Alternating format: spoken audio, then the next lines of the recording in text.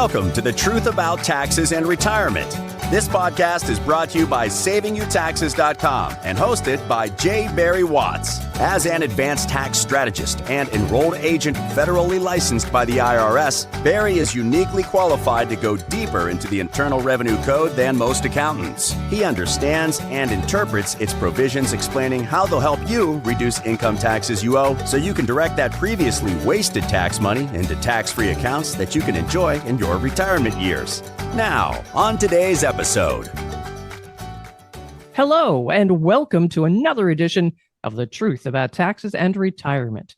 I'm Patrice Sikora, producer of the show, and the man with the mic is none other than your host, tax strategist, retirement planner, and the person I refer my family members to when they need retirement help, J. Barry Watts. Barry, welcome back for another edition of your show. Well, thanks. It's kind of fun to be welcomed to my show. We've never done it that way before, but I think I kind of like it. And I'm tickled to be here. We're going to have a good day. I'm rested and ready and full of vim and vigor, and we'll see how long that lasts. The older I get, it doesn't last quite as long, but I think we can probably endure for the time that's necessary today.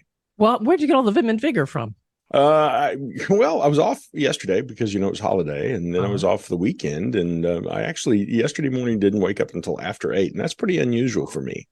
I'm usually a 5 o'clock guy, and so I got 8, and it's like, wow, I'm feeling good about this. So who fed the cows? Well, we did. We just fed them late. Did they like it? No, they're pretty regular. They show up the same time every day for the same things every day. And in fact, sometimes they've already left the barn by then. And so we have to go round them up if you don't get out there on time. But, sometimes you just need to live a human schedule instead of a farmer's schedule. And those two are not necessarily the same thing. You do know, if anyone has joined our show and this is their first time, they have no idea what we're talking about. That's right. But we know that you have many, many listeners who listen to every single episode because they follow this podcast. They subscribe to it and they share it with friends and family.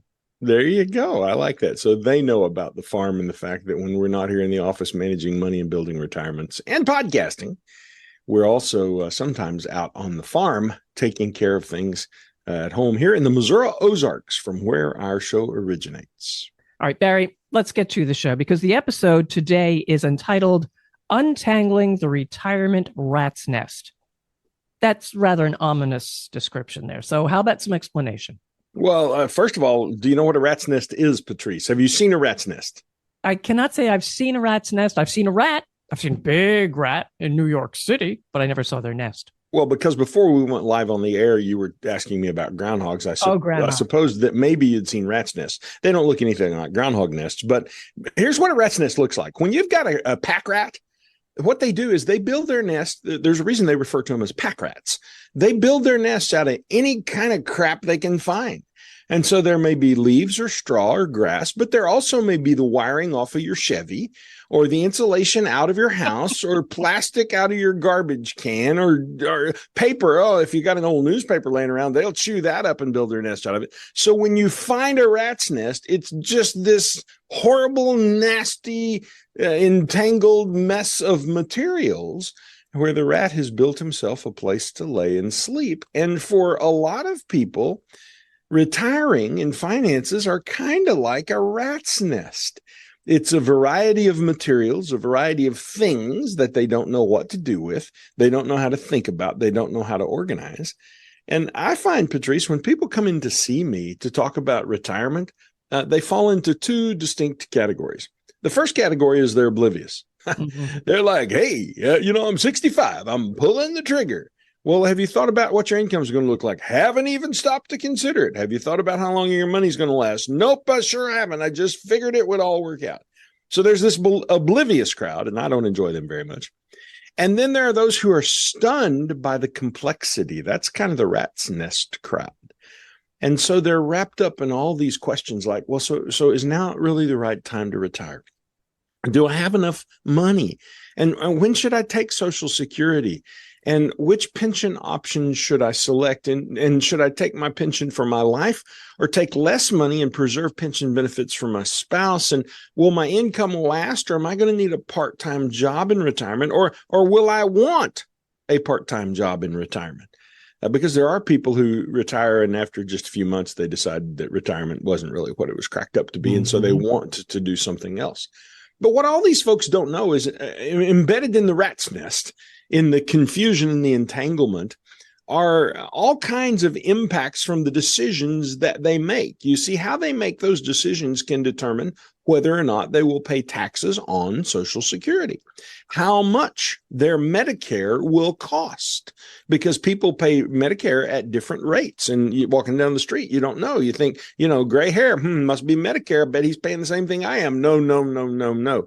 There are lots of different ways that people pay for that and different amounts for the same level of service from the government's program. So, and may I say, you have done a podcast on this just the last time we spoke, and it was an outstanding podcast as usual. Well, so thank you. Really, thank you very much. Go and listen to that, because they will understand that there are questions you never even thought of. And that's the whole point to this bigger retirement issue. Is you don't think about these things. You don't think about Medicare costs. You don't think about taxes on Social Security. You usually don't even think about how to set up your estate to make sure your assets go to who that you want them to go, to whom you want them to go, to who or whom. Who? Yeah, whom. Okay. Whom. Thank you, English teacher. You don't think about where you want your money to go. Right. And so it's all these problems are relatively easy to solve. But if you don't know how, and you don't know what questions to ask, and you don't know where to begin, then you're kind of in trouble. It just becomes this tangled mess that I call the rat's nest. And it entangles very smart, very capable people.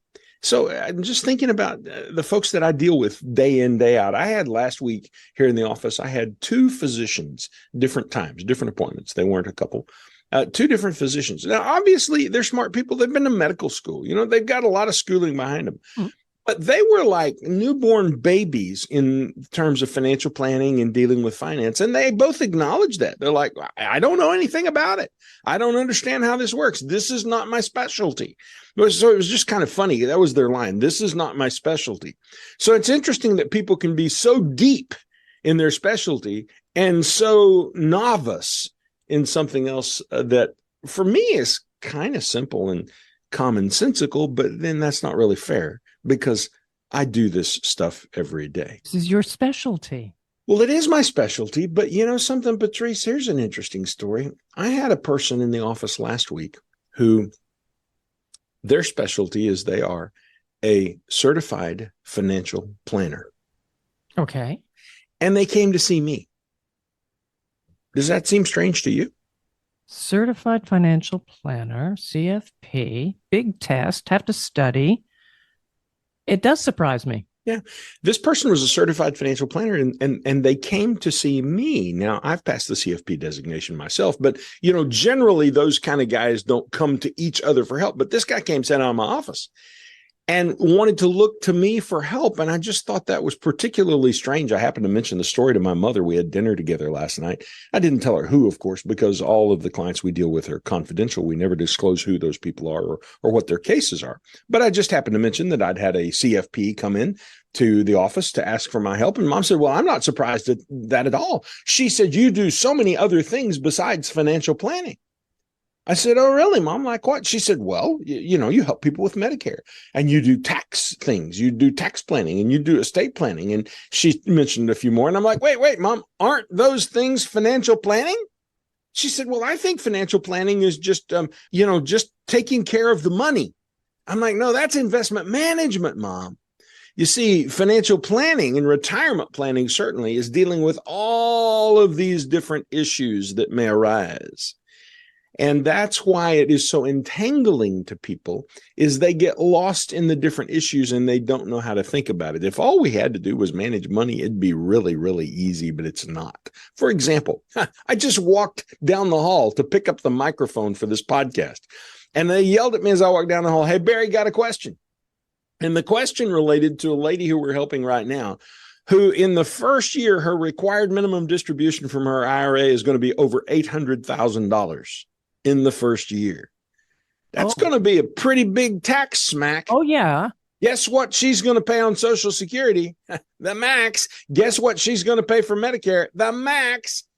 And there's no reason for it to have happened except Her money has been poorly managed without strategy and without commitment and approach to minimize income taxes. Now, I don't want people listening to think that we only deal with people who have $800,000 required minimum distributions. She obviously had tens of millions of dollars, because sometimes we see people who only have $200,000 or $300,000 or $400,000.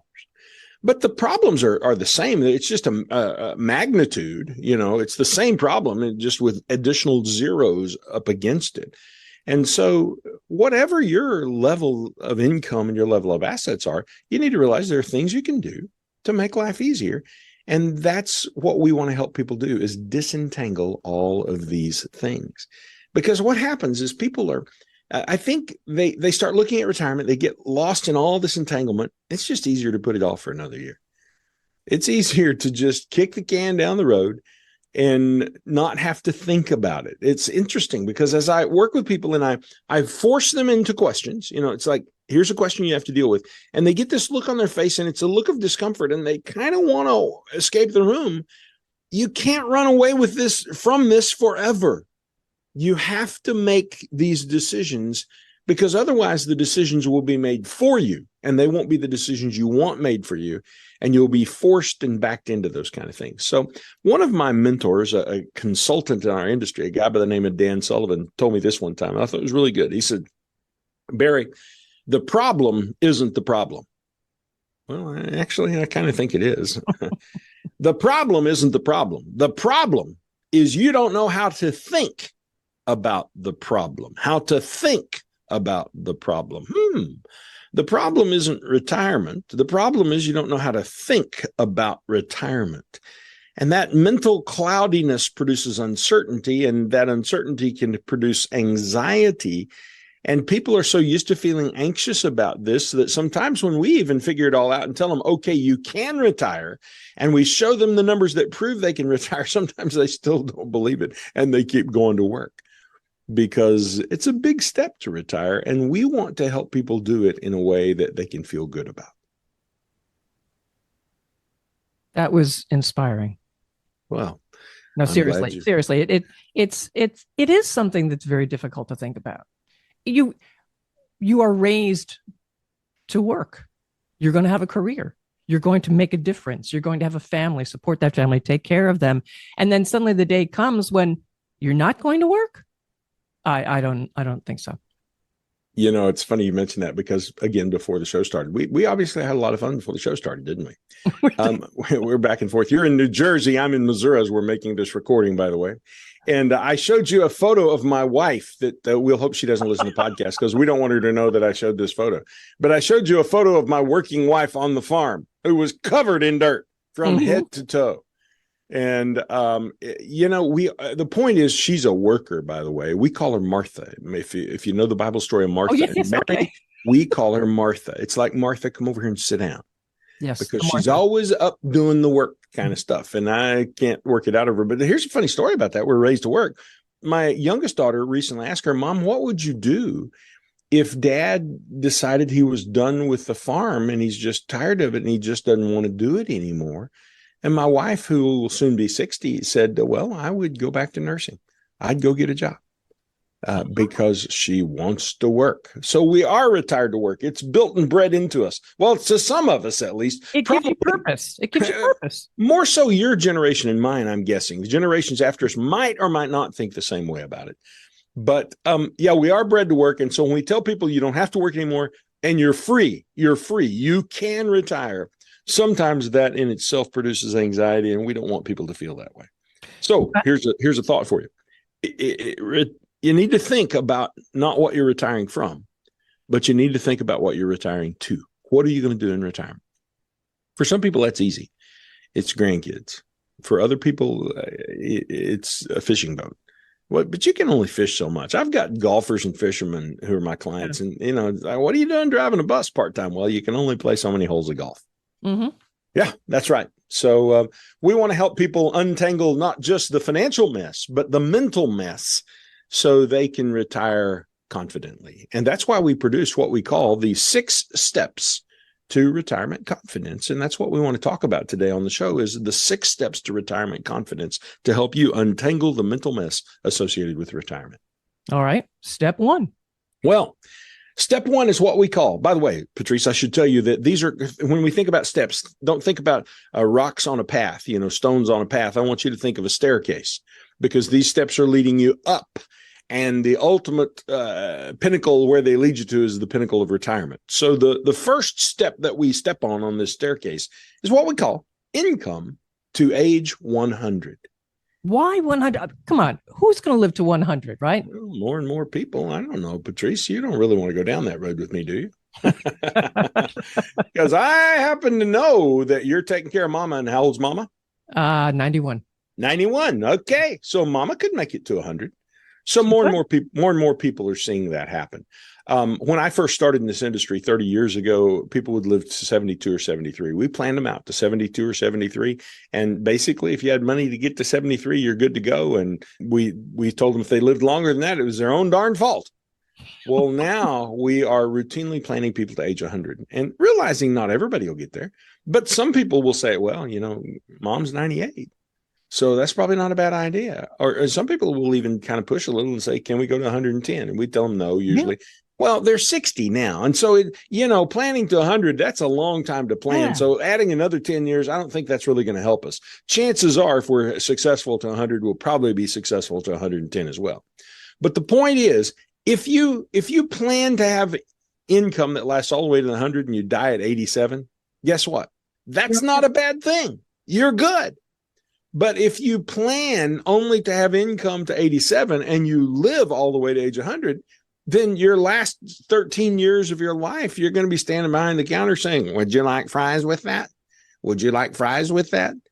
Over and over and over, you're going to be, you can be forced to work in retirement, or certainly to live in a way that you didn't plan on living in retirement. Right. So we want to help people get income to age 100. That's the first step. And how do you do that? Well, think about the components of your income in retirement.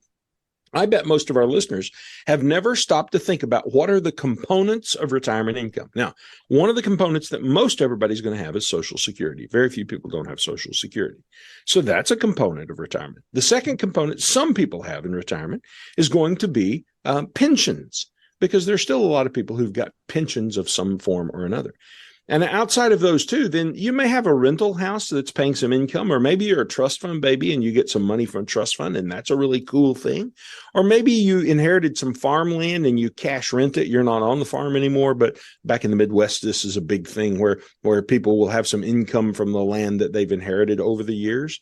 But aside from those things, the only place that you're going to have income is what you have saved. When you get where you're going in retirement, all that is going to be there is what you have sent on ahead. Mm-hmm. And so that's one of the sources of income. So what we do is we simply ask this question, Patrice, how much income does it take net deposited into your bank account on a monthly basis for you to be able to live, pay your bills, have the fun you want to have? And people come up with a number, and that number is anywhere from, for the clients I deal with, on the low end, sometimes $2,500. And I usually say, really? Are you sure? Where are they living? Yeah. And on the high end, maybe $20,000 a month. I had one of those last week. So that's a good retirement living, obviously. So the point is, don't worry about what other people's number is. The question is, what's your number? What's your number? And oftentimes it's $5,000 or $6,000 or $8,000 a month or whatever. And so when you tell us that and then show us how much you have in your various retirement investment savings type accounts, we've got a math formula that we can go through that will quickly determine whether or not you're going to have income to last until age 100. And that's the place that we start. That's the first step on the ladder. Or it's not a ladder, it's a staircase. Silly me. It's the first step on the staircase. Because if you don't have income to age 100, then you're not retiring. Mm-hmm. We've got to nail the income down. And when we have the income nailed down, then we're ready to move on up the staircase toward the next steps to give us more retirement confidence. All right. You're talking about savings now, I'm assuming. 401ks, Roths, 403bs, whatever they might have. Taxes. That's always going to come into the question. Well, you're correct. And that's why the second step on the staircase is what we call tax-free or tax minimized. Patrice, did you know that it is possible to retire in the 0% tax bracket? People will say, yeah, but I didn't want to be that poor. No.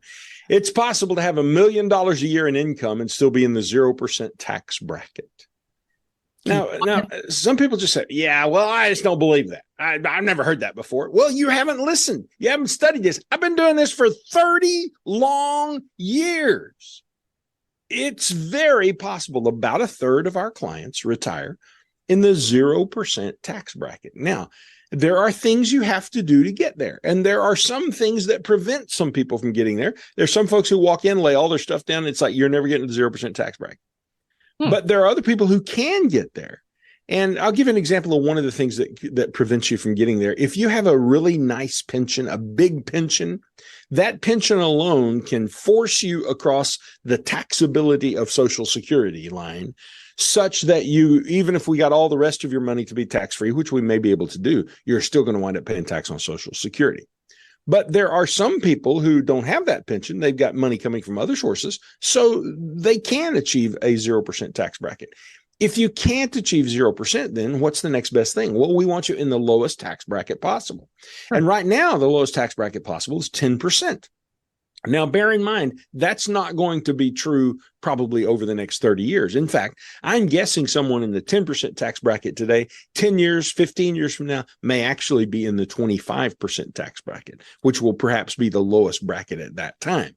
But the point is, if we can't get you to zero, let's get you to the lowest overall tax bracket. That is incredibly important. And we can do that for about a third of retirees. And we do it for a lot of business owners too.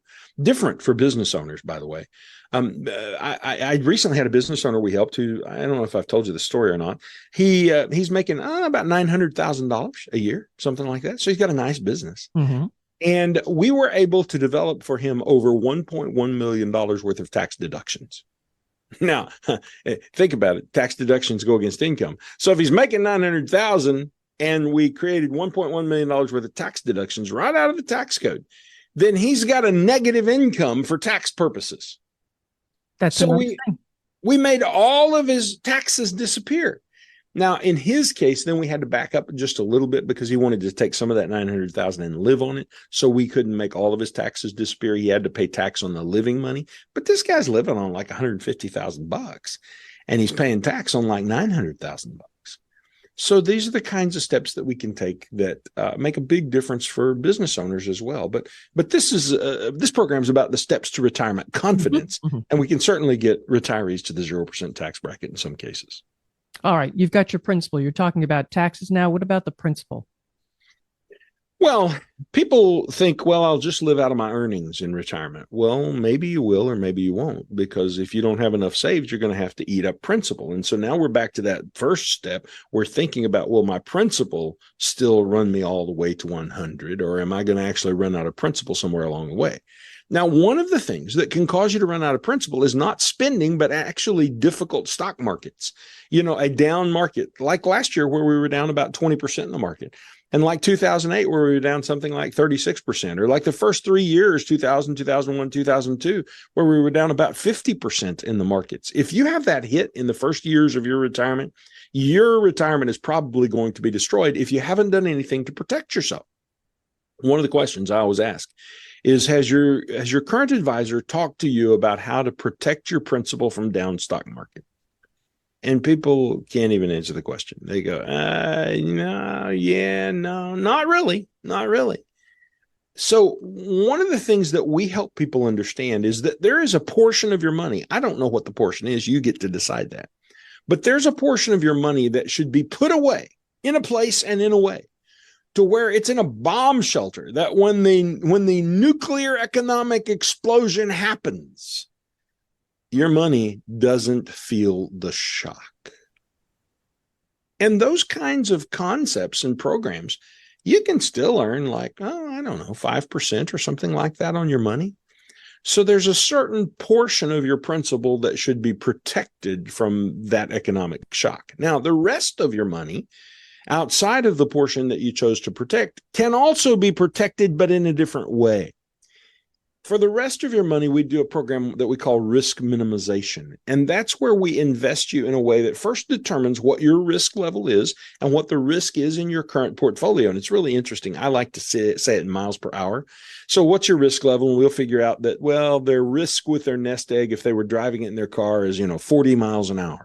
They were going to be kind of careful with their nest egg. And then we look at their investments and we discover they're driving 80 miles an hour with their investments. Well, why don't they match? And the answer is because nobody's ever talked to them about that sort of risk.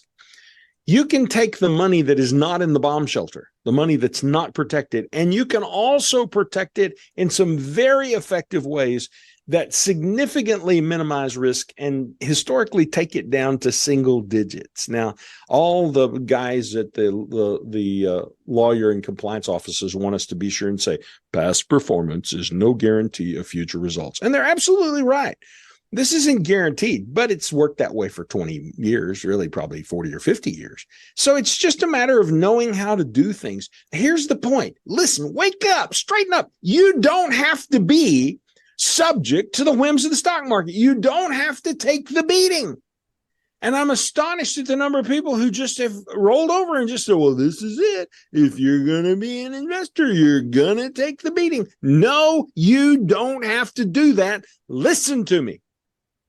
You can be protected. And that's one of the things that we try to help people do is protect their principal in case of down markets, because down markets are going to come. They are going to come. You're right. When you get old, you need health care. What are you going to do with that? Well, you need two types of health care. And we'll, for this purpose of this conversation, we'll define old as over the age of 65. Oh, gosh. So congratulations, Patrice. I'm not there yet because I'm just a babe in the woods. What, 64? No, don't do that to me. Do you not know how old I am? You probably don't know how old I am. I don't think I do, no. How old do you think I am, really? Tell me. I would guess, well, you just have a daughter who got married, so probably 50s? You're cheating. Early 50s? You're looking at my gray hair and thinking I'm 78. That's what you're No, dude. I've been gray since I was 30. I'm 59 years old. I will be 60 in August of 2023. So you're catching up. So yeah, I'm catching up, but you're pulling ahead as well. So, that's the way it works. So I'm 5 years away from that 65 mark. We're talking about healthcare. At 65, you fall into Medicare, and Medicare is a set program from the government that takes care of a lot of your healthcare, but there are things that Medicare doesn't cover. And if you haven't protected yourself for the things that Medicare doesn't cover, well, then you're still going to have health expenses that could be tens of thousands of dollars per year. And so there are ways that we cover the things that Medicare doesn't cover. There are myriad ways that you can do it. And it's really complex because it's a program that's run by the government. We did a podcast on this just last time. And that podcast talks about planning for Medicare. So if you want to go to the podcast page at savingyoutaxes.com, go to resources, and there's a little drop-down menu, and click on podcasts and find the podcast that says planning for Medicare. That will help you to understand better how to plan for Medicare, because you've got to make a lot of decisions about the kind of additional coverage that you're going to get. Secondly, you have to be aware that Medicare is going to cost you. It is not free government health care. You will pay for your Medicare coverage, and what you pay depends on how you handle the rest of your investments. And so we have to think about how we're managing our investments and our income to keep our Medicare costs as low as possible, as we mentioned earlier in the podcast. So all of this comes together in helping us to think about medical care when we're in our 60s. Now, at a certain point, it's not just, I had to go to the hospital and have my appendix out, or I had to go see the doctor. At a certain point, it becomes needing what we call long-term care. You're old enough that you need some assistance to help you get around and deal with the 6 activities of daily living. And I'm going to fail this because I do every time. I can always only think of 5 of them. Let's see how this goes. So think about what you do when you wake up in the morning, and you'll know what the activities of daily living are. The first thing you do is you get out of bed. That's ambulation. It's a fancy word for I can walk. Okay. So the first thing you do is ambulation. And that's one of the activities of daily living. Can you do it? Yep, I can do that. Okay. The second activity, what do you do right after you get out of bed, is you go to the bathroom. So the second activity is toileting. What do you do after you go to the bathroom? Well, a lot of us take a shower next. So the third activity is bathing. Can you bathe yourself? What do you do after you bathe? The fourth activity is dressing yourself. Can you dress yourself? And then the fifth activity is, can you feed yourself? So those are 5 of the 6 activities of daily living. I told you I can't remember the 6th one, and I can't hold the gun to my head. I can't tell you what it is right now.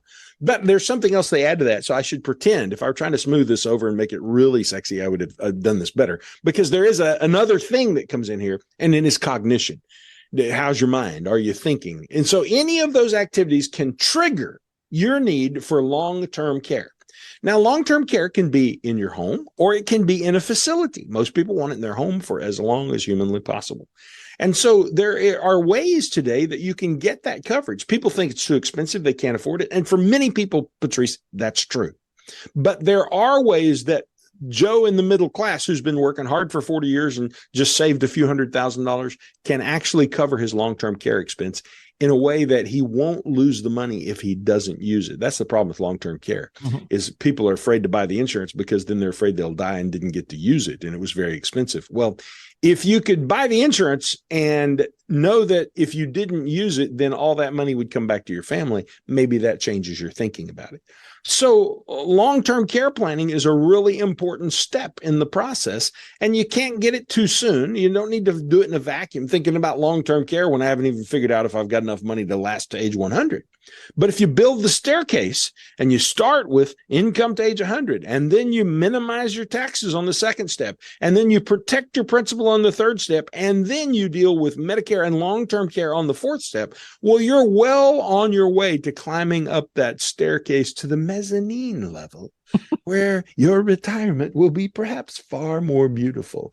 And that's the kind of stuff we like to help people do at the Wealth Care Corporation. And then once you've hit the mezzanine, you can start looking back and look at the family and say, maybe I want to do something for them. You know, that's an interesting thing. One of the questions that we always ask is related to, do you want to leave money to your family? How important is it to you to leave a financial legacy for your family? It's really funny because some people are like, not important at all. And some people are like, oh, it's very important. I want to leave as much as possible to my kids. And it's just kind of humorous. I had a guy the other day, I was showing him how to save taxes.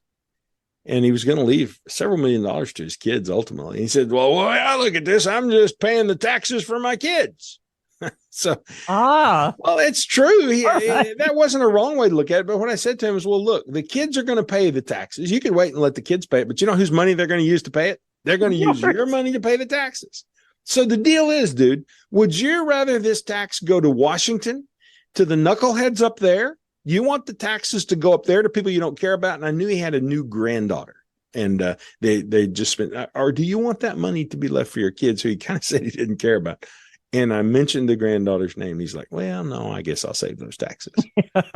So the point is, you have a legacy. Now, your legacy comes in 2 forms. First of all, you have an economic legacy.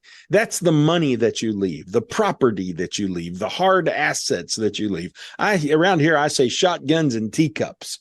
You know, all those things that are in the house that you get after grandma and grandpa die. Hummel figurines. There you go. Precious Moments. My wife's got a whole bunch of those. Did you know Precious Moments is from here in Southwest Missouri? The artist lived here, and they're all designed here. And when you come to Southwest Missouri, you can go to the Precious Moments Museum, I guess it is, and see and hear the whole story. So if you like Precious Moments, Patrice, there's a reason to come to the Missouri Ozarks. Be still my heart. We are off topic again, aren't we? I do that. I'm kind of bad. We're talking about legacy planning. We were giving away your Hummel figurines and your Precious Moments. So there are documents that you use and methods you use to give away your stuff. And by the way, people all the time come in and say, oh, yeah, I'm already taking care of that. I got a will. Knucklehead. A will is not the solution to that. Now, it can be. There are perhaps times, none of which I can think of, where you might want to use a will, but there are more effective ways to get your assets transferred to the next generation more cost effectively with less expense than just leaving them in a will. Because if you just leave them through a will, then the will has to go through the probate court, which puts the judge involved and makes the lawyers involved, and it takes a long time, and it's a mess. If your estate is planned correctly, in my personal opinion, there won't be anything left to go through the will. because everything will automatically transfer to next generations. Now, I said, Patrice, there are two concepts here, two things you leave. You leave your assets, your stuff, but then you also leave things that are not measurable or countable. You leave your moral and value legacy. Who are you as a person? What are the things that are important to you? What meant something to you? Maybe it was something simple like hard work. We've talked about that a little bit. Some people are just hard workers. And maybe you want to say to your grandchildren 3 generations from now, I expect all of my family to be hard workers, be contributors to society, no leeches. Maybe that's the kind of message you want to communicate. Well, why not communicate that message? Maybe you have a political bent, and you're a very liberal person or a very conservative person, and you want to passionately expound on why you hope the generations of your family will support whatever that is. Or maybe there's a cause that you're all about.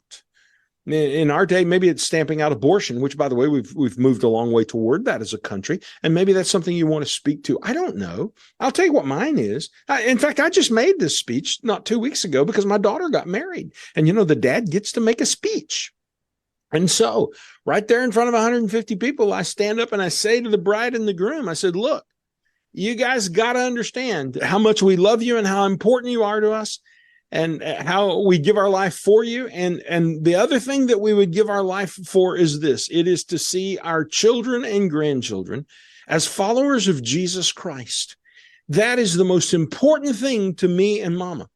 And we want you to not be religious and not be ritualistic about this. We want you to have a vibrant, passionate, personal relationship with a man we know named Jesus. And if you will do that, you will live out a successful life. And we talked more. It was a bigger speech than that, but I just took my time to articulate that to my kids. And I haven't made the video for myself for my generations to come because I'm only 59. Yeah, I'm assuming I've got some time. And a half. Yeah, and 90% of another year, and 9/10 or whatever it'd be. So I guess that is 90%. I'm sharp on math. The video. Yeah, whatever. So here's the point. When the time comes, that's going to be central to the message I communicate to my grandchildren, whom I will never have the chance to meet, because I believe there's nothing more important in life than that, and nothing more important in death than that. And so that is what I'm going to be talking about. But the question really, Patrice, is what are you going to be talking about? Because you need to figure out what your legacy is. Beyond your estate, the stuff you leave, what is your personal legacy? Could be some of those things I've mentioned, could be something totally different. But here's the deal. Don't die with it. Because if you don't get that out in writing and in video and in whatever form. Podcast. Yeah, podcast. There you go. If you don't get that stuff out, then it dies with you. Yeah. The most valuable part of what you are dies with you. Take the money. Imagine if the money all disappeared. You can replace the money. You can work hard and figure out how to get the money back. But if you disappear, you can never replace the values, the morals, the stories. And those are the things that we want to help people pass on to subsequent generations in the form of their legacy. I would end it right here, but I think there's one more tier we have to go up. That was a great wrap up there. Let's talk about this. Let's talk about the reviews, because for those of you who want to stay with us, we'll talk about the next thing. For those of you who want to go on, please exit quietly. So reviews. Well, I don't know what to say about reviews, Patrice. This is level 6 now, the 6 steps to retirement confidence. I don't know what to say about reviews because we don't do reviews. Because you see, reviews are where you go sit down with your financial person and they read your statement to you. I'm assuming you're smart enough to read your own statement. You know what your statement says. That may be an assumption for some people. It's too big. I don't know. But here's what I do know. I know that the government is always moving and evolving. Taxes are always moving and evolving. What you can do is always moving and evolving. What you can't do is always moving and evolving. The economy is always moving and evolving. And your personal life is moving and evolving. Oh, I got married. Oh, I got divorced. Oh, my spouse died. Oh, I've been diagnosed with cancer. Oh, I found the fountain of youth and I'm going to live to 150. Any of those kinds of things change your situation. So as all the things from the government with regard to taxes, as the economy, as that changes, as your personal life changes, we have to keep adjusting all of these things and bringing them in line with the mission, which is to be tax-free with income to age 100 and keep our principal protected. We have to keep making adjustments. And so on a yearly basis, we're doing strategy adjustments to ensure that your plan stays in place, intact, and that you continue to have confidence that you will have the income that you need all the way to age 100. And after we go through those 6 steps, then what we hope you experience is that you're at the top of the retirement mountain with your arms lifted high into the air, shaking your fists into the air with excitement and saying, I made it! I made it! I made it! Because that is what we want to give to people, is that sense of confidence. So let's go back. Where did we start the podcast? What did we start with? Do you remember what the imagery in the beginning of the podcast was, Patrice? I got so excited about this part of it. I was the rat's nest. We started with the rat's nest. There's no rat's nest here. We went from the rat's nest to the top where we said, I made it. We cleared out all the mess. We organized it. We put it in a series of steps. And we had a rocky moment at the top. We did, yeah. It was Philadelphia for you Pennsylvanians. I can see where that would be important. We do have a Pennsylvanian who listens regularly, by the way. So what we've given you is an organized process for how to think about retirement. And it really becomes a checklist to move through. And when you get to the end of it, our goal is that you are able to pull the retirement trigger confidently. If that's what you'd like to do, I invite you to give us a call at the WealthCare Corporation, because that's what we help people do. When you dial our office, one of our helpful, friendly team members will direct you to the correct person, and they'll set up a call with you and me. People are sometimes surprised when I pick up the phone. No, I take these calls. This is what we do. And we'll talk about how to begin making retirement hopes a reality in your life. So I want to invite you to pick up the phone right now and call us by dialing 417-882-1726 and say, I've been listening to Barry's podcast and I want to talk with him about my situation. That's all you've got to do. Just dial 417-882-1726 or visit our website at savingyou.taxes.com. I hope today's episode has been helpful to you. If it has, please click the share button in your podcast app and share it on social media, or email or text the episode link to friends that you care about who might find this information helpful. Until the next episode of The Truth About Taxes and Retirement, I'm Barry Watts. Good day. This has been a production of the WealthCare Corporation, found on the web at savingyouTaxes.com. The concepts discussed are for informational and educational purposes only and should not be implemented without first consulting with your own legal, tax, and investment counsel. This has not been an offer to buy, sell, or invest in securities, and this information is to be taken as educational concepts and not as specific advice for you. The lawyers and regulators like for us to remind you that all investment involves risk, and you could lose money. Past performance is never a guarantee of future results. Tax strategy services are provided by American Tax Strategies, LLC. Investment advisory services are provided by WealthCare Asset Management, LLC. Thank you for listening to The Truth About Taxes and Retirement podcast. Click the subscribe button below to be notified when new episodes become available. The information covered and posted represents the views and opinions of the guests and does not necessarily represent the views or opinions of savingyouTaxes.com. The content has been made available for informational and educational purposes only and is not intended to be a substitute for professional tax and investment advice. Always seek the advice of your own qualified advisor with any questions you may have regarding taxes and investing.